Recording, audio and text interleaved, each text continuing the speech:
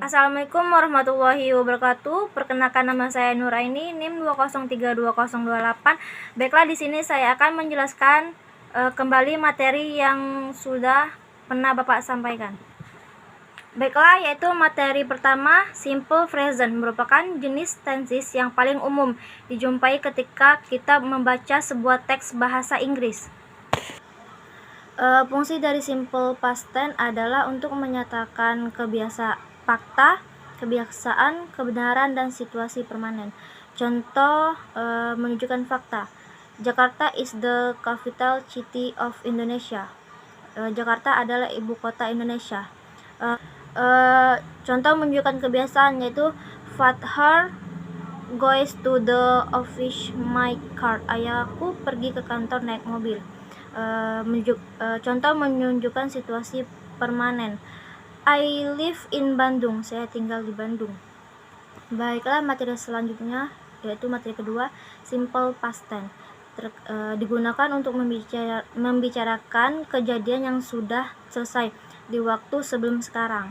Simple past adalah bentuk dari dasar dari past tense dalam bahasa Inggris. Kejadian dapat terjadi sebelum lama di masa lalu atau sudah lama di masa lalu, dan durasi kejadiannya tidak penting.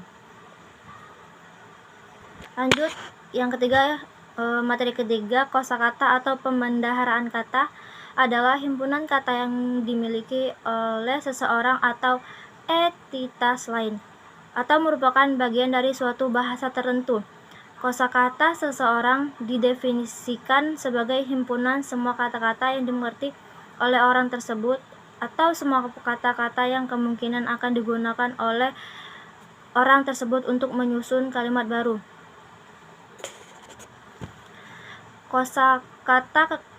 Kekayaan kosakata seseorang secara umum dianggap merupakan gambaran dari kecerdasan atau tingkah kependidikannya. Oleh karena itu, banyak ujian standar seperti SAT yang memberikan pertanyaan yang menguji kosakata.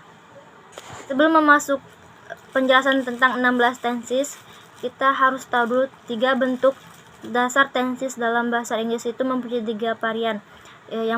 Yang pertama yaitu simple, yang kedua continuous, dan yang ketiga perfect. Present tense terdiri dari simple present, present continuous, present perfect, dan present perfect continuous. Sedangkan yang past tense, simple past, past continuous, past future, past perfect continuous, past perfect future perfect, past future continuous, past future perfect continuous. Yang ketiga itu future tense, terdiri dari simple future continuous, future perfect, dan future perfect continuous. Baiklah, langsung saja kita masuk dalam penjelasannya. Yang pertama, present tense Yang pertama yaitu present tense digunakan untuk mengekspresikan tindakan yang berulang atau tidak berubah. Aksinya bisa berupa kebiasaan, hobi, acara berulang, emosi, atau kegiatan. Present tense tidak digunakan untuk mengekspresikan tindakan yang sedang terjadi saat ini. Yang kedua yaitu present continuous tense, berfungsi untuk mengekspresikan tindakan kelanjutan. Bentuk present continuous tense digunakan untuk menunjukkan bahwa sesuatu sedang terjadi atau akan segera terjadi. Yang ketiga yaitu present perfect tense, digunakan untuk mengekspresikan kejadian yang terjadi pada waktu dimulai di masa lalu dan terus sampai saat ini. Bentuk kalimat ini juga bisa berfungsi menyatakan suatu peristiwa yang berpengaruh pada saat ini. Kita dapat mengatakan bahwa present perfect tense adalah suatu hubungan antara masa lalu dan masa sekarang. Lanjut, yang keempat yaitu present perfect continuous tense, berfungsi untuk membicarakan tentang tindakan atau situasi yang sedang berlangsung sebelum beberapa tindakan atau situasi lainnya. Tense ini mengacu pada tindakan yang dimulai di masa lalu dan masih berlanjut hingga saat ini. Yang kelima itu simple past tense, digunakan untuk mengekspresikan peristiwa atau pekerjaan di masa lalu yang sudah selesai.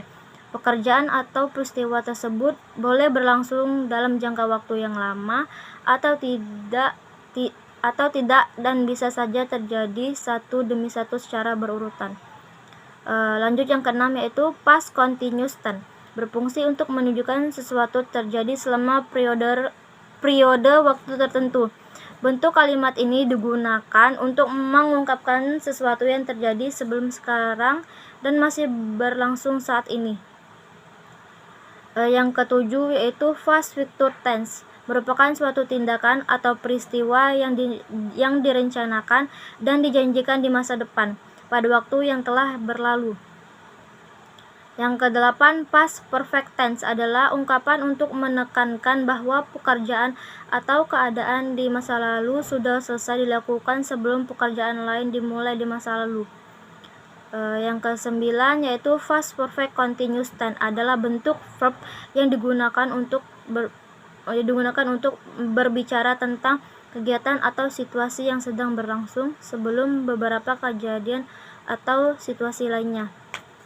Yang ke-10, yaitu simple future tense, adalah bentuk verb yang digunakan untuk merujuk ke waktu yang akan datang. Simple future tense memiliki dua bentuk, yaitu will plus verb dan to be plus going to verb. Keduanya mengacu pada waktu tertentu di masa depan.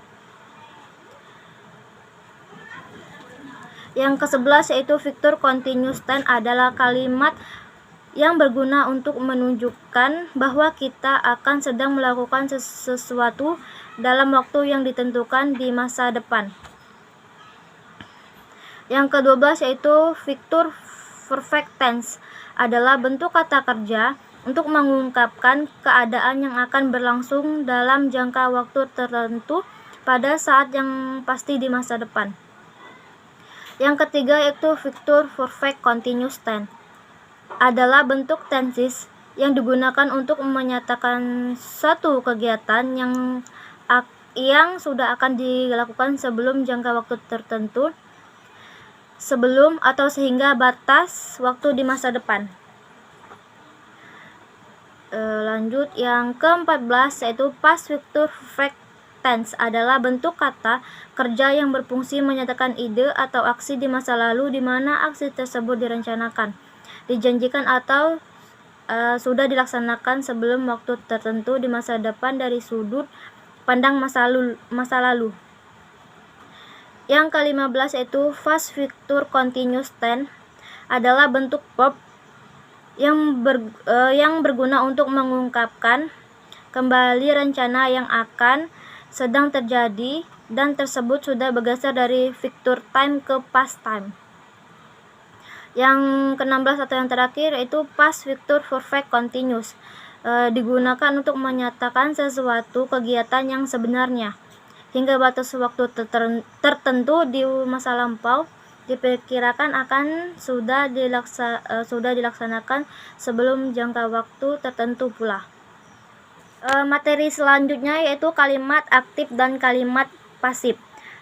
Kalimat aktif adalah kalimat yang subjeknya aktif melakukan sesuatu, sedangkan kalimat pasif adalah kalimat subjeknya dikenai sesuatu pekerjaan. Contoh kalimat aktif, Renu sedang menyiram tanaman, diganti ke kalimat pasif yaitu tanaman sedang disiram Renu. Materi selanjutnya yaitu determiner, berfungsi untuk membatasi makna suatu noun atau memperjelas suatu noun. Contohnya kita ambil dari suatu kalimat I read magazine. Pada kalimat tersebut tidak jelas makna dari kata magazine. Berbeda jika ditambahkan determiner di depannya. Magazine tersebut contohnya seperti I read magazine. Baiklah, mungkin itu saja yang bisa saya sampaikan. Jikalau ada kata dalam penyampaian saya salah, saya mohon maaf kepada Allah, saya mohon ampun. Saya akhiri. Wassalamualaikum warahmatullahi wabarakatuh.